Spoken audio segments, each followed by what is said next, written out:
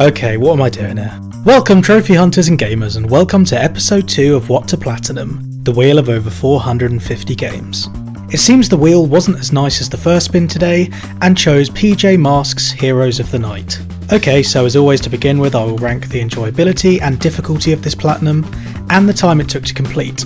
The enjoyability I will have to give a 2.5 out of 10 due to the extremely repetitive mundane missions and the annoying gems you need to collect, and the difficulty a 1.5. The only reason there is some slight difficulty is some of the gems you need to collect are in auto-scrolling modes, and some are just impossible to tell where to pick them up, and if you miss just one, you have to replay the whole mission again. So this game is 16 missions involving our 3 heroes. Each mission contains 2 parts. Part 1 is an auto-scroller where you're in a vehicle or flying with your cape and collecting 100 gems while doing so. The second half of each mission is a basic platforming level, and you play each third of the second half with each hero. One can fly over gaps, one can stick to walls, and one can double jump. So let's get into the platinum journey. So there are only 12 trophies in this game, and the way to unlock them all is by getting gold in all the missions, which consequently ends up unlocking all the trophies. The way to get gold in each mission is to make sure that each vehicle part and platforming part you pick up 100 gems each, for a total of 200 gems each level.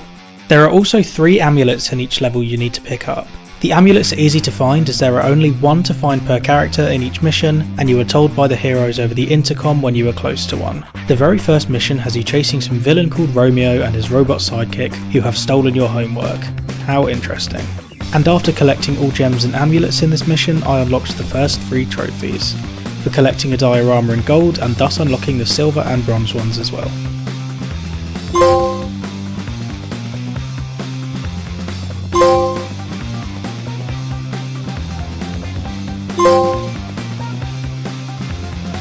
So after completing 7 tedious missions of chasing the same 3 villains with the same premise whilst collecting 200 gems and 3 amulets, with the only difference being the setting of where you are, you end up on mission 8, which is on the moon.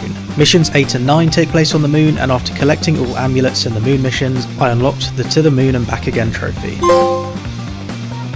I also forgot to mention that on mission 5 I unlocked a trophy for getting all amulets in the underwater cave mission.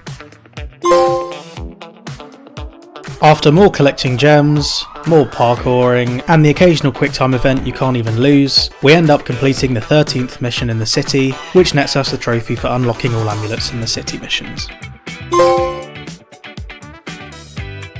The final 2 levels have you traversing through a floating lab in the sky, and after collecting the last gems and amulets, taking down the enemies with the simple quicktime events, and finishing the game, the last 6 trophies popped. As it was such a collection of trophies, only 1 popped than the platinum did, so I'll pop the rest manually here for the satisfaction.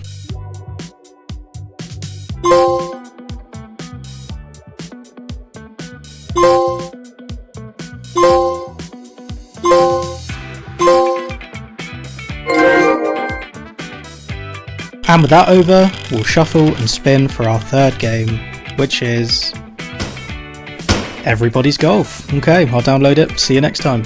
Like and subscribe.